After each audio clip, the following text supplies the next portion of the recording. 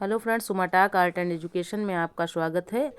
इस वीडियो में हम आज ज्वालामुखी के विषय में पढ़ेंगे। ज्वालामुखी, जिसको हम वॉल्केनो कहते हैं। ज्वालामुखी धरातल पर स्थित प्राकृतिक छिद्र है। आपने देखा होगा ना, ज्वालामुखी ऐसे बना रहता है और ऐसे ऐसे इसमें से मैग्मा निकलते हैं। ज्वालामुखी धरातल पर स्थित प्राकृतिक छिद्र है जिसमें पृथ्वी के अंदर से लावा, राख, जलवाष्प तथा अन्य गैसें बाहर निकलती हैं। इससे जो निकलता है उससे ये सब चीजें निकलती हैं। क्या क्या निकलता है? लावा, राख, जलवाष्प तथा अन्य गैसें बाहर निकलती हैं। ज्वालामुखी विस्फोट से निकलने वाली गैसों से जलवाष्प H2O सर्वाधिक मात्रा में पाई जाती है। ज्वालामुखी उद्गार के समय भूगर्भ में स्थित तरल पदार्थ को मैग्मा कहते हैं। उसके अंदर से जो लावा निकलता है, तरल पदार्थ निकलता है, उसको हम क्या कहते हैं? मैग्मा कहते हैं। क्या कहते हैं? मैग्मा कहते हैं। जब मैग्मा धरातल पर आता है तो उसे लावा की संज्ञा दी जाती है। ज्वालामुखी के उद्गार के समय छिद्रों और दरारों से कभी कभी जलवाष्प बहुत ऊंचाई तक निकलने लगते हैं, जिन्हें गीसर कहा जाता है। संयुक्त राज्य अमेरिका के येलोस्टोन पार्क में स्थित, संयुक्त राज्य अमेरिका में येलोस्टोन पार्क है, वहां पर स्थित ओल्ड फेथफुल प्रमुख गीसर है। ओल्ड फेथफुल नाम का एक प्रमुख गीसर है। ज्वालामुखी की अंतिम अवस्था में जो जलवाष्प निकलते हैं इन्हें धुआंरे, फिर से देख लेते हैं एक बार। ज्वालामुखी की अंतिम अवस्था में जो जलवाष्प निकलते हैं इन्हें क्या कहते हैं? धुआंरे कहते हैं, जिसको इंग्लिश में क्या कहते हैं? फुमारोल्स। फुमारोल्स कहते हैं। जिन धुआंरों में गंधक की मात्रा होती है उन्हें सोल्फ तारा कहा जाता है। जिन धुआंरों में, यानी जो धुआंरे किसको कहते हैं? ज्वालामुखी की अंतिम अवस्था में जो जलवाष्प निकलते हैं उनको धुआंरे कहते हैं। और जिन धुआंरों में गंधक की मात्रा होती है, यानी जिन धुआंरों में गंधक की मात्रा होगी उन्हें क्या कहते हैं? सोल्फ तारा कहा जाता है। संयुक्त राष्ट्र अमेरिका के अलास्का के कटमई पर्वत को धुआंरों की घाटी कहा जाता है। किसको कहा जाता है? संयुक्त राष्ट्र अमेरिका के अलास्का के कटमई पर्वत, अलास्का के जो कटमई पर्वत हैं उनको क्या कहा जाता है? धुआंरों की घाटी कहा जाता है। अर्जेंटीना और चिली की सीमा पर स्थित एंडीज पर्वतमाला का ओजस डेल सलाडो विश्व का सबसे अधिक ऊंचाई पर स्थित सक्रिय ज्वालामुखी पर्वत है, जिसकी ऊंचाई भी दे दिया है, 6,893 मीटर ऊंचा है। एंडीज पर्वतमाला पर स्थित एकांगुआ ज्वालामुखी विश्व का सबसे ऊंचाई पर स्थित मृत ज्वालामुखी पर्वत, जो 6,962 मीटर ऊंचा है। लावा आदि के बाहर निकलने के आधार पर ज्वालामुखी को 3 भागों में बांटा गया है। पहला है सक्रिय ज्वालामुखी, एक्टिव ज्वालामुखी। देख लेते हैं। सक्रिय ज्वालामुखी वह ज्वालामुखी है जिनसे अक्सर उद्गार होता रहता है। मतलब वही ज्वालामुखी, सक्रिय का मतलब जो अक्सर लावा फेंकते रहते हैं बीच बीच में। देखिए, अमेरिका के हवाई द्वीप स्थित कियालू संसार का सर्वाधिक सक्रिय ज्वालामुखी है। कहाँ पर है? जो कि अमेरिका के हवाई द्वीप में स्थित है। क्या नाम है उसका? कियालू। संसार का सर्वाधिक सक्रिय ज्वालामुखी कौन है? कियालू है, जो कहाँ स्थित है? अमेरिका के हवाई द्वीप में स्थित है। इंपॉर्टेंट है।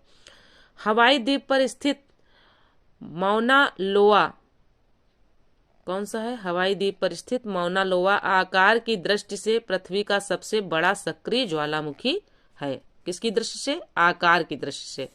कौन है? मौना लोआ।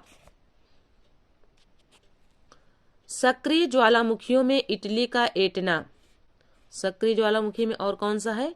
इटली का एटना तथा स्ट्रोम्बोली, जिसको प्रकाश स्तंभ भी कहते हैं। इटली का एटना तथा स्ट्रोम्बोली, मैक्सिको का कोलिमा, इक्वेडोर का कोटोपैक्सी, अंडमान निकोबार के बैरन द्वीप का ज्वालामुखी, अंटार्कटिका का माउंट एरिबस आदि प्रमुख हैं। ये सब सक्रिय ज्वालामुखी हैं। कौन से ज्वालामुखी हैं? सक्रिय ज्वालामुखी, जो कि बीच बीच में फूटते रहते हैं।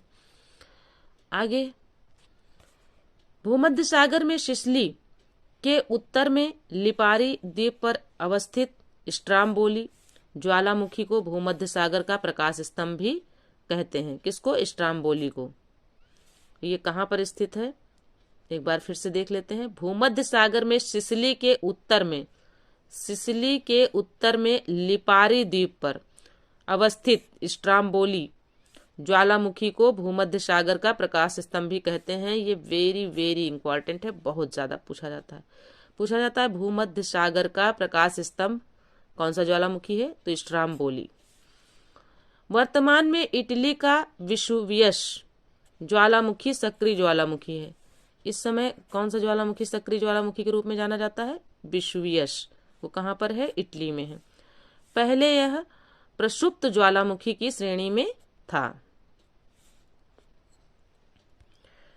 अगला देखते हैं फ्रेंड्स, प्रसुप्त डॉर्मेंट ज्वालामुखी। प्रसुप्त ज्वालामुखी वे ज्वालामुखी हैं जिनमें पिछले कुछ समय से उद्गार नहीं हुआ है, लेकिन भविष्य में उद्गार होने की संभावना है।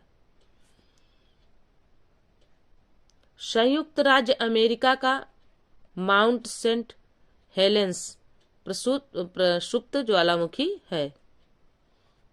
कौन सा ज्वालामुखी है? प्रसुप्त ज्वालामुखी है। फिर से देख लेते हैं। संयुक्त राज्य अमेरिका का माउंट सेंट हेलेंस प्रसुप्त ज्वालामुखी है। ठीक है। फिर आ जाते हैं मृत ज्वालामुखी। मतलब ये पहले क्या रहते हैं? मरे हुए के समान पड़े रहते हैं, फिर बीच में कभी उनका उद्गार हो गया, यानी इनमें मैग्मा उठ गया है, निकल गया, फिर सो गए कुछ दिनों के लिए, फिर उड़ गए, तो इनको कहते हैं प्रसुप्त ज्वालामुखी। लेकिन इनमें ये रहता है कि हाँ, जैसे कि कुछ दिन तक नहीं निकले, फिर अचानक फिर निकल गए, तो ये होते हैं प्रसुप्त ज्वालामुखी। मृत ज्वालामुखी क्या होते हैं? आइए देख लेते हैं मृत ज्वालामुखी। मृत ज्वालामुखी क्या है? मृत ज्वालामुखी वे ज्वालामुखी हैं जिनमें प्राचीन समय में कभी उद्गार हुआ था, लेकिन आगे उद्गार होने की संभावना नहीं है। मृत ज्वालामुखियों में पाकिस्तान का कोह सुल्तान पहले एक बार हो चुका, फिर उसके बाद कभी अभी संभावना नहीं बनी, कभी हुआ नहीं, तो ये कैसे ज्वालामुखी हो गए? मृत ज्वालामुखी, एक्सटिंक्ट। ईरान का दामवंद, म्यांमार का पोपा, अफ्रीका का कुलाल व किलीमंजारो, इक्वेडोर का चिम्बराजो आदि प्रमुख हैं। तो ये सब कैसे ज्वालामुखी हैं? मृत ज्वालामुखी हैं। ठीक है। फिर तो मृत ज्वालामुखी में एक बार फिर से देख लेते हैं, क्योंकि ये सब पूछे जाते हैं। जैसे कोह सुल्तान खूब पूछा गया है। कोह सुल्तान जो है कैसा ज्वालामुखी है? तो ये मृत ज्वालामुखी है, और ये कहाँ का है? पाकिस्तान का। ईरान का कौन सा है? दामवंद। म्यांमार का कौन सा है? पोपा ज्वालामुखी। अफ्रीका का कौन सा ज्वालामुखी है? कुलाल व किलीमंजारो। इक्वेडोर का कौन सा है? चिम्बराजो आदि ज्वालामुखी। चिम्बराजो आदि प्रमुख हैं। तो ये चिम्बराजो जो है मतलब इक्वेडोर का है। अब आगे देख लेते हैं। प्रशांत महासागर के तटीय भागों में सर्वाधिक संख्या में सक्रिय ज्वालामुखी पाए जाने के कारण इस क्षेत्र को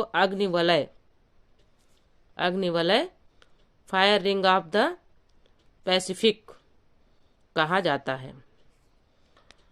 अमेरिका और एशिया महाद्वीपों के तटों पर सबसे अधिक सक्रिय ज्वालामुखी स्थित हैं।